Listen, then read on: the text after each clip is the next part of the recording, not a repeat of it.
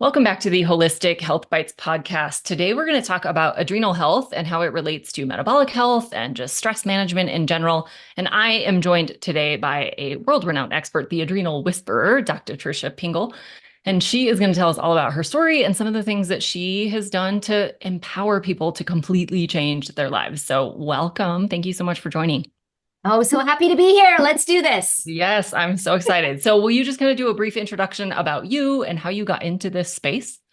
Oh gosh, yes, of course. Well, first of all, I'm Dr. Tricia Pingel. I'm a naturopathic physician. I'm a stress and cortisol expert, which is where the adrenal whisperer comes from.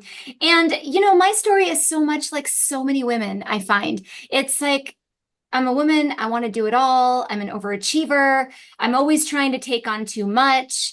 I'm an only child, first of all. So I think that kind of says I'm always trying to do everything myself. But I started working at a young age as a fashion model at age 13, thrown into an industry where that completely distorts reality for a young girl on how to feel about yourself. And I'm doing all this while trying to be a teenager. And then life just starts throwing punches at me, just like most people out there. My dad died, I get married, I open a practice, I go to medical school, I have kids. And I literally just powered through like a champ, right? Like we all do. Yeah, it's just like, oh, it's just stress. It'll pass. Oh, we'll move on. Oh, it's fine. Like I can handle this. And at the time, I just didn't realize how much of an impact that was having on my health. And from the time I was young, I had stomach aches and constipation and heavy menstrual cycles, anxiety, insomnia, depression.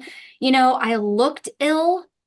I think a lot of the times when I was younger, and I kept going to the doctors and they're like, "Oh, you're fine. Yeah, that's just normal. It's cool." And being dismissed.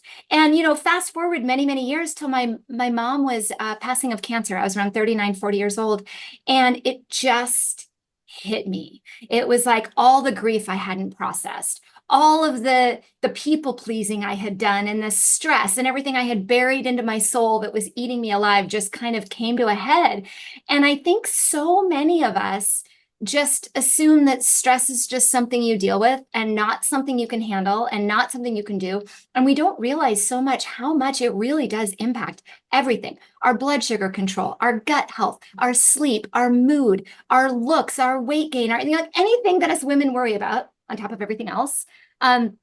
Being a good parent, being kind to somebody, not snapping at everyone, not forgetting what you walked into a room for, all these things that we just think, oh yeah, it's just perimenopause, or oh yeah, it's just normal. I always forget where my keys are. Like these are things that are actually signs that stress is having an impact. So over the last 10 years, I've reconnected not only with myself, but others.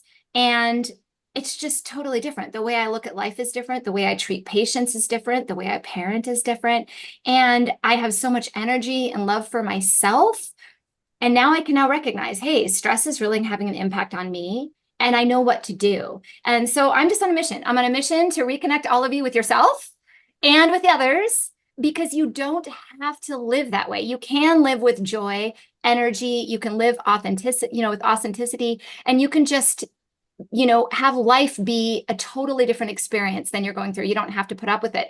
And it's also still, I will stand by this, that it is the number one factor being ignored by medical protocols. You can do all the medications, you can do all the natural therapies, you can do all these lifestyle measures, but if you don't pay attention to cortisol and stress, you can only get too far. So I'm excited to dive in because I've seen it firsthand and watched so many people just completely change their lives by just taking a second to reflect on, hey, wait a minute, I might be impacted by stress more than I think. Yeah. So let's start at the beginning. Let's talk about all Yeah. the different types of stress. I think most people think of stress as like financial worries or relationship strife, and that's certainly a part of it, but there's so many more aspects to it. So can we talk a little bit about the different types of stress and things that maybe people can like think about their own life and go, oh, that's me. Oh, that's me. Because I bet there's a lot more things that people aren't really thinking of that do fall into that bucket. Yeah, I think I look at it as basically two big buckets. This makes it a little bit easier to understand. Is you've got external stress, which is everything you just named: financial, marriage, kids, life, blah, blah, blah. All the stuff that seemingly is out of your control, but just falls in your lap and you got to figure out how to deal with, right? But there's also internal stress, and this is what's happening inside the body. So something as simple as, let's say you get a cold, that's stressful. The body finds that to be stress. You have a nutrient deficiency. Let's say a deficiency in B12, that's stressful on the body. A deficiency in iron, that's stressful on the body. Perimenopause, menopause, diabetes, changes in anything metabolic is an internal stress, and they feed each other. So an external stress has an impact on cortisol, which has an internal response, which causes an internal stress. And that internal stress then causes an external stress. Because I don't know about you, but when you don't feel well, if you're not sleeping well, or let's say your periods are horrible, you're snappy. And so then you project that into your life outwardly, and then those stresses just continue to pile on. And we get caught in what I call a stress hamster wheel. And the thing is sometimes all it takes is for us to just kind of back up for a second and be like, okay, what are all the pieces here that are being impacted? And how can I prepare my body internally for the external stress that is going to continue to come at me, right? No matter what I do. I had someone say to me once, and this was such a great statement. I don't know why I don't use it more, but somebody said, stress is optional. And it really is, actually, if you think about it, because it's how you look at it. It's how you view it through your eyes, through your senses, through your nervous system is what stress is. I could look at a bear. I commonly use this thing where you're in the woods, you're walking from a bear, you see a bear and your body goes, right? Your blood pressure goes up, your heart starts to beat, all these things start to happen. But what if the bear was a cute little cub? Would your response be different? Like it's still a wild animal, but maybe in your brain, you're like, oh, little cub. And then you don't have the same stress response. So how you view the world actually changes the way your body responds to stress, which then starts to impact that hamster wheel. So it's not as simple as divorce and money issues. Pretty much all of my clients, when I ask them, do you have stress? They say, oh, well, my life is pretty good. I have a husband, I have a job, I have kids. I don't know. Yeah, I guess there's stress, but I have nothing to be stressed over. And I just point to my phone and say, do you have one of these? Because it bings all day long. Is anyone else like bing, bing, buzz, bing, bang, right? There's always something going off. And every time we have any sort of stimulus to our nervous system, that is a bear. And we have to deal with that. And if we don't deal with that, we create more stress. Does that kind of help see how it's simple? Yeah. Yeah. I think there's so many things. And I think that we just really have to expand our mind around all of those different sources. Like you said, nutrient deficiencies, blood sugar imbalances, toxin exposures, all of these things. And it does sort of start to feel like it's impossible to deal with it all. Like, why even bother? Because stress is coming at me from everywhere. Some of it I don't have any control over. And it can feel a little overwhelming and like fruitless to even try. But like you said, the perception of the stress actually matters a whole lot more than simply all of the different types of stress coming at us. They've actually done research around the people who like live the longest with the same kind of stress were the ones that were like, no, I'm good. Nothing. They literally perceived no stress, even though they had the same stressors as the rest of us. And so the more we can get our mind around that and then implement practices that do reduce our stress loads and the things coming at us, and make us stronger to handle the ones that do come at us, there's just so much we can do. So I just definitely want people to not feel overwhelmed and like it's impossible, because there is a lot you can do. Well, yeah, and it's actually fairly simple. Like I know it sounds like, oh my gosh, this lady's stressing me out. But here's the thing. The research is, if you are, let's say you're triggered by fear. When you're triggered by fear, it changes your brain chemistry. It activates nervous system and change your brain chemistry. But if you remove the fear, so it comes a lot more to us trusting our body, trusting experiences, learning from experiences, and instead of looking at something as a tragedy, looking at it as a growth opportunity. I mean, I've lost my mom, my dad, my grandparents. I'm an only child. I don't have any of my family left, right? And I think it's real easy for me to say, oh, my life sucks, I'm lonely or whatever. Instead, I said, okay, how can I learn from this? How can I take the emotions I went through and how I felt and put it forward and teach other people that life does go on and we can get past this and we can use this opportunity to grow? It changed the way I look at tragedy. Now I actually see it as a blessing, because I wouldn't be here spreading my knowledge to anyone if they wouldn't have died. If I was just having a happy-go-lucky life, I don't know, I'd probably work in a 9-to-5 job, just kind of going through life. I mean, so everything that happens in our life, we have to trust that there is a process to it. And it is about the if you're not fearful, you don't have that change in chemistry that causes more fearful moments. If I always think there's going to be a bear, I'm going to start imagining a bear, right? And then when I'm going to sleep, my brain's going to say, wait, there's a bear. And I'm going to wake up, right? So it's actually fairly straightforward. We have to teach ourselves to not give into the fear and accept. And that's daily practice every day. It's just small little 1 minute things. I love it. I love it. So let's dive into a little bit of the practice of that. What does that look like? If you can identify your source of stress, whether it be fear or whatever that is, where do you start? How do you build up this resiliency? I look at it in 4 different ways, 4 pillars. I look at nutrition, exercise, supplement, and mindset. And you have to do all 4 together. Nutrition, it's about feeding the nutritional deficiencies that come from stress response. So when we have a hormone called cortisol that's released when we have a stressful moment, whatever bear it may be, an email that we didn't want to read. It could be as simple as that, right?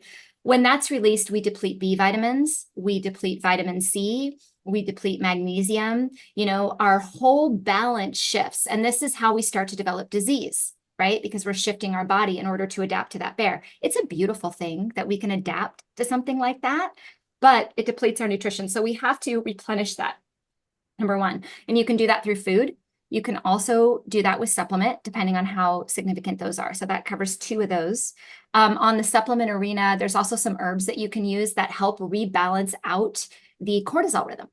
Things that help calm the cortisol at night so you can sleep and help kind of boost that adaptive response during the day. And these are all very easily used. If you're working with somebody who's familiar with them, they have very minimal side effect.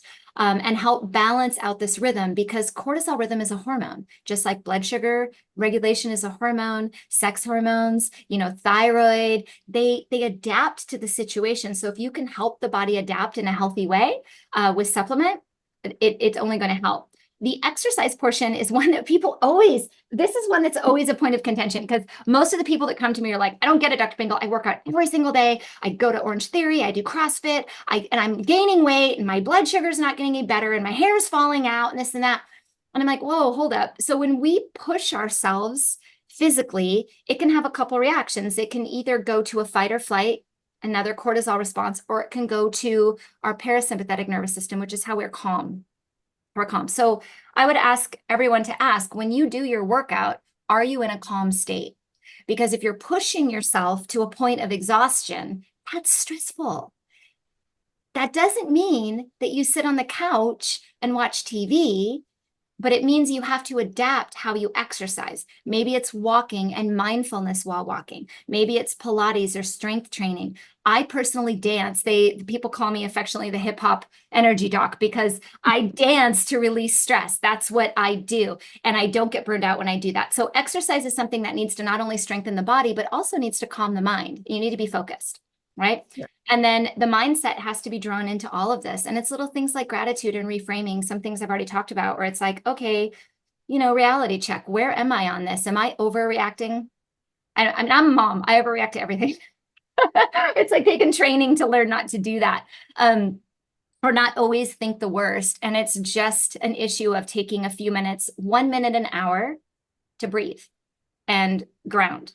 And ask yourself, is there anything that I'm dealing with right now that maybe is out of my control, that I can't control right now? Because we have this tendency to control it, and that stresses us out when it doesn't go our way. And there's so many things in our life that we think we can control that we can't. We actually cannot control the next thing that's going to happen necessarily. The next negative thing we can't, right?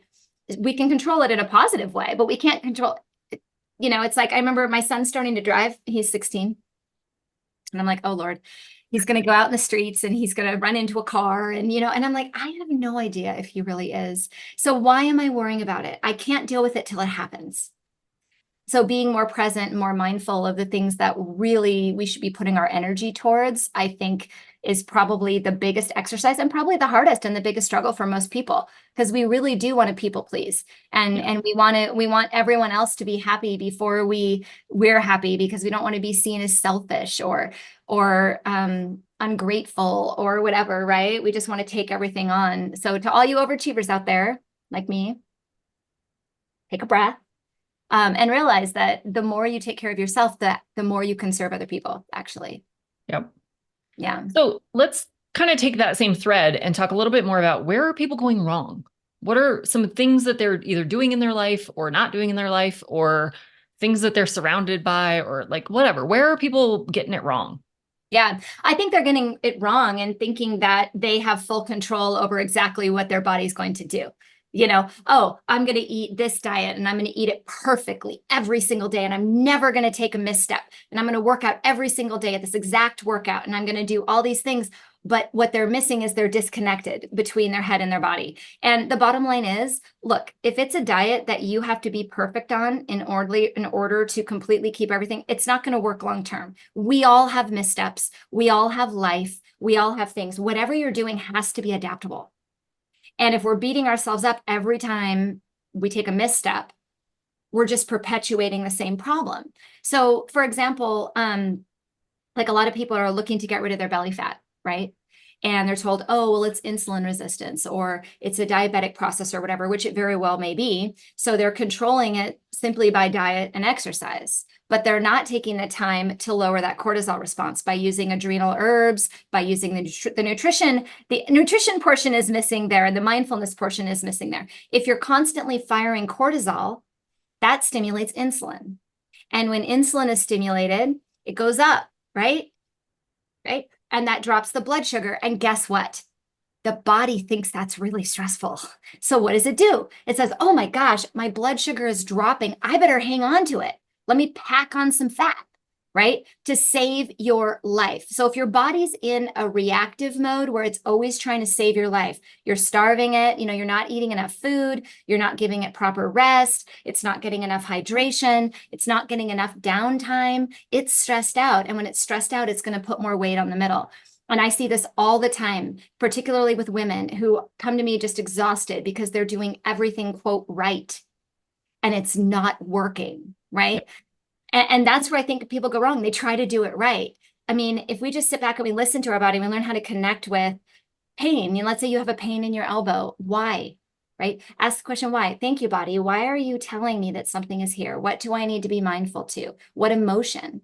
What physical thing? What emotional thing do I need to be aligned with? There's a ton of research, and I'm certainly not a Reiki expert in any way, but there is a ton of research on emotions and pain, for example, or, emotions and conditions, getting so far and then holding on to some emotion deep in our gut that we won't let go of or we don't want to face. And we can only get so far in our health. Our brain is connected to our body. So we need to remember that through the process and give yourself some grace. For heaven's sakes, we can't always be perfect. Are you a perfectionist or a past healed perfectionist? I think we all have some aspects of that. And I definitely see that in the clients that I work with that are the most stuck. Yeah. Is like you said, they're hyper focused on every little thing and they're tracking every morsel and they're testing their blood sugar 100 times a day and they're doing 15 workouts a day and they're like trying to micromanage every aspect, which is completely undermining the entire process. Yeah. And therefore they're stuck.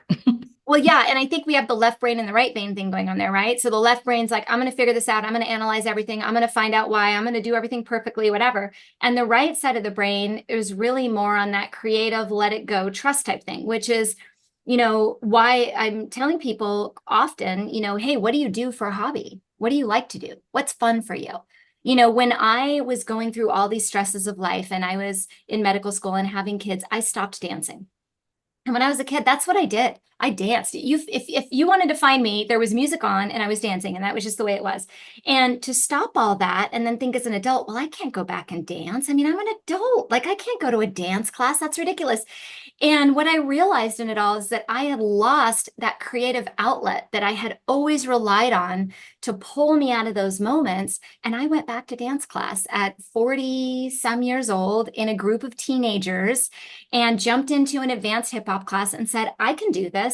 And it was stressful at the beginning and scary. And I felt like I was jumping off a ledge. But at the same time, when I'm learning a routine and I'm dancing, I'm not thinking about, my kids at that moment. I'm not thinking about whether or not there's groceries in the fridge. I'm not, all these little things that run through our head constantly. It's gone. I'm thinking about they're telling me to put my arm here on this moment, and I have to put my arm here at this moment.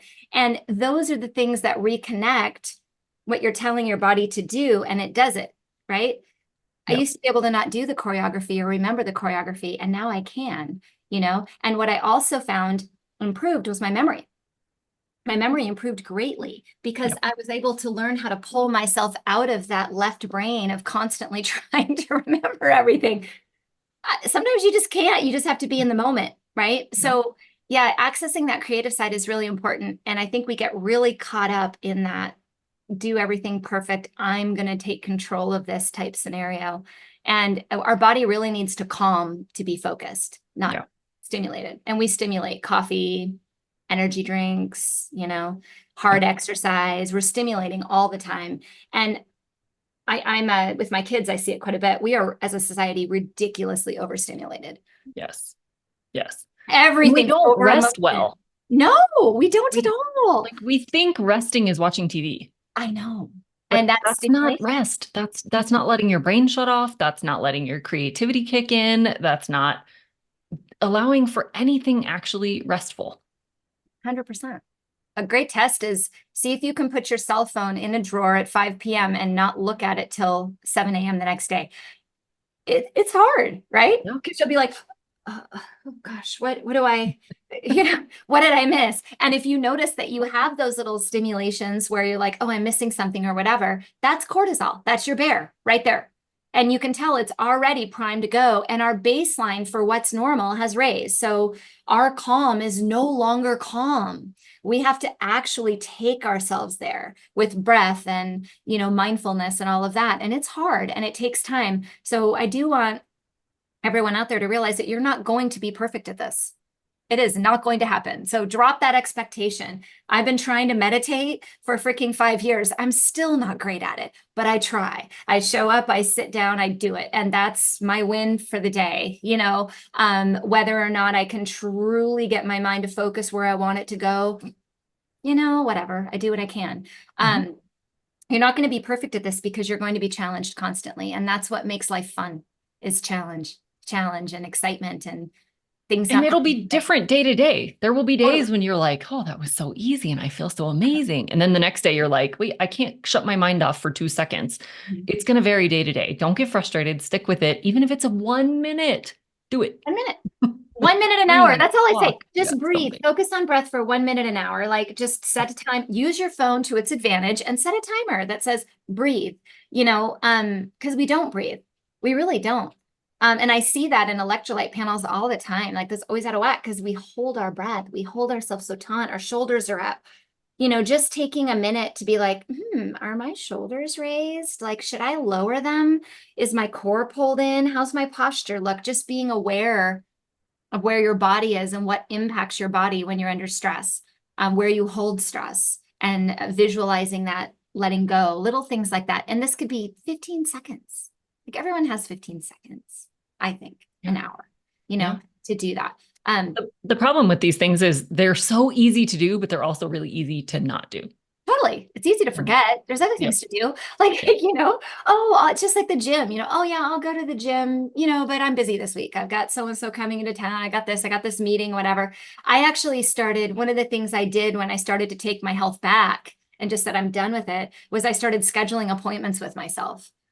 So, and I still do that to this day. So like, even if my patients go on, I do concierge medicine so they can log on and book with me when needed. There'll be a block and it'll be because I'm at HIPAA class or because I'm meditating or because, and I open up blocks of time to do work. And when I do work, I'm 100% focused and I'm given 120%. And then I'm giving 120% to myself, Yep. in a different block. And Yep. that's something that, I always say utilize the technology to its advantage. Because obviously we're not going to get rid of cell phones, unfortunately. Yeah. I'd like to go back to tape answering machines so you don't get your message until you get home. But that shows my age. So, it was a different life back then for sure and had its pros and cons. But yeah, it was definitely less stress for sure. I think there was still stress. I think it's just there wasn't as overstimulation. I think stress has always been there. I think it's a difference between stress and how stimulated our nervous systems are. It's stimulated by, you were saying earlier about toxins, even like what we put on our skin, laundry detergent, air quality. And then now we have these constant sources of information coming from 8,000 places. I mean, you could have 6 adrenal experts on, and we all may have a slightly different opinion. Which one do you listen to? And that's an overstimulation to the brain as well, and keeps you in that left brain. So back out. If you're feeling that, just back out, go do something creative, draw, sing. Singing is actually fantastic because it stimulates the vagus nerve and calms the body down. So humming, whistling, singing, all things that can release that stress. Get up and move, shake it out. Like we used to do in preschool when they'd say, get all the things out, just get up and jump up and down. Things like that can really make a huge difference, and they're simple. So if you ever feel that, whenever you feel that, just say to yourself, I need to move. I need to do something. Yep. I need to breathe. Change your state. Yep. Yeah. I love it. Walk outside. Yeah. Yeah. Okay, so let's talk a little bit about how this stress actually manifests in your life. We've talked a little bit about the blood sugar piece and some of those aspects, but how might this turn into a condition or turn into a disease or grow into some diagnoses? Yeah. So cortisol is linked to every single system in our body. So when I was approached many years ago to write a book, they said, well, can you write a book about adrenals? And I was like, well, I can, but what part? My gosh, they're connected to everything. So I was sitting in a coffee shop, and I had a napkin and a pen, and I put cortisol in the middle, and I started to draw, how does cortisol affect the heart? How does it affect the gut? How does it affect your mood? It connects to everything. So whenever cortisol is stimulated, it is your body trying to save your life. Now, that can be good in an acute instance, right? If you really did just see a bear in a moment, or you were jumping out of a plane, you're going to want cortisol on your side, right? But when that's happened constantly, the body adapts. And it adapts by changing other hormones, by changing nutrition. And this has a direct and indirect on the cardiovascular system. So I see it cause increased blood pressure, increased cholesterol, because cortisol is made from cholesterol. It causes inflammation. So you'll see changes in inflammatory markers in the body, which have an impact not only on the cardiovascular system, but also on pretty much every other system, immune system, gut, It does have a direct effect on the immune system. And we actually saw this in the most recent years. We saw that people with more stress and higher cortisol levels were experiencing viral loads that were much higher than other people. So there was a lot of research on that as well. Cortisol basically says, am I going to run and save my life? Or am I going to have sex, build my immune system, repair my cells, digest my food? It's one or the other. If the body's scared and it's running, it's going to do only what it needs to run. So this impacts every single aspect of your body. And I don't think people draw that connection between all these different areas often. And this is why often when you do have perfectionists and people that control everything, they do tend to get sick often. Yeah.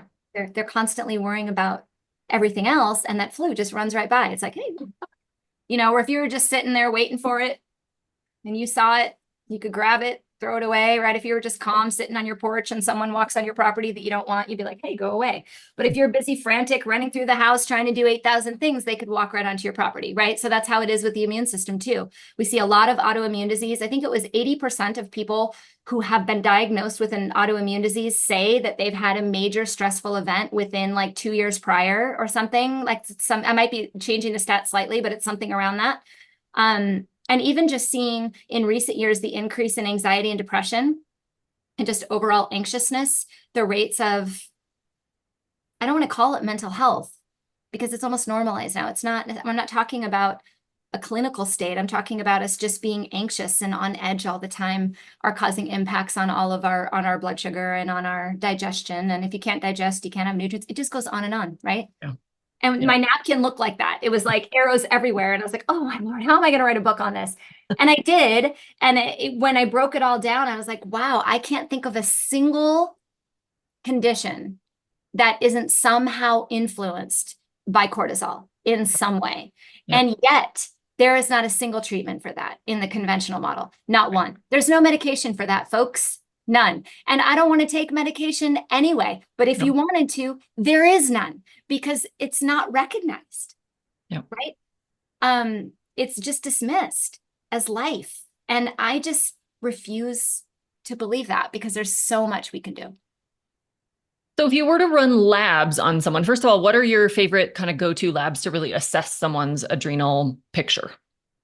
Yeah, so I actually try to make it simple by just looking at blood labs. There Yeah. are ways that you can do, cortisol tests to look at rhythm in saliva, and I do that occasionally. But for me, what I'm looking at more so is we know cortisol's out of rhythm. If you come to me and you say, I got all this stuff going on, I know it's out of rhythm. So then the next question is, well, if it's out of rhythm, how much has it impacted metabolically? So I'm looking at things, and by the way, this is how it's going to be fast when I rattle this off. So I'm going to preface this by saying, if you go to any of my social media posts anywhere and you type in the word labs, it will send you a lab list. I think I might have given it to you as well to share. Yep. Just a good overview. But I'm looking at blood counts, metabolics, inflammatory markers, hormones, thyroid, cortisol, and DHEA, which are the adrenal within it all, nutritional markers, because if cortisol is out of rhythm, it is having an impact somewhere else.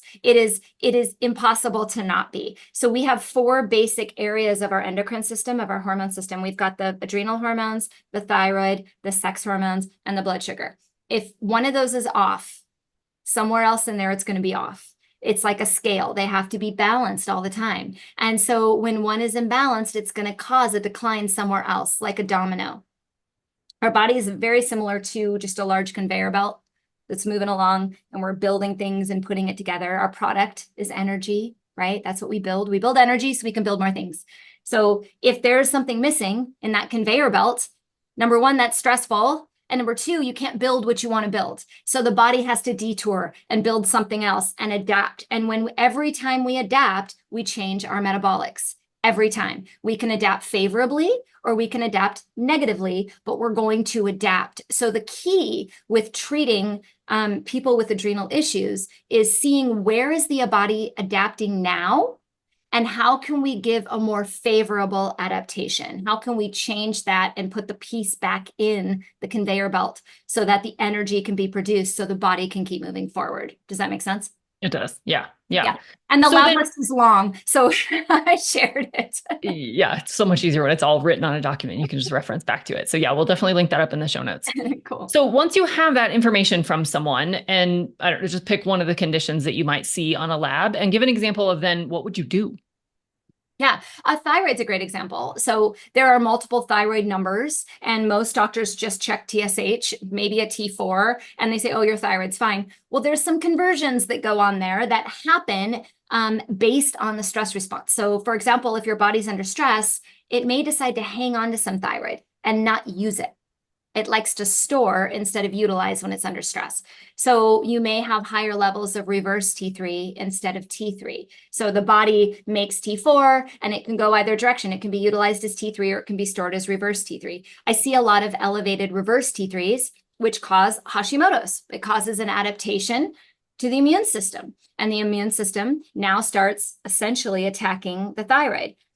Over my many years of doing this, more often than not, by just treating the adrenals, just looking at those 4 pillars, the Hashimoto's antibodies go away, the reverse T3 drops, the T3 goes up, and now other favorable things start to happen. So just by looking at the adrenals, that's absent of even treating the thyroid, and then if you can support the thyroid with nutrition, it will even optimize even further. I see this with estrogen dominance. Estrogen dominance is very, very, very common in adrenal fatigue because the body wants to store. It doesn't have time. If you're running from a bear, you're not going to stop to have sex, right? Your hormones are like, no, I'll send it over there, right? You're not going to stop to digest your food. You're not going to stop to poop.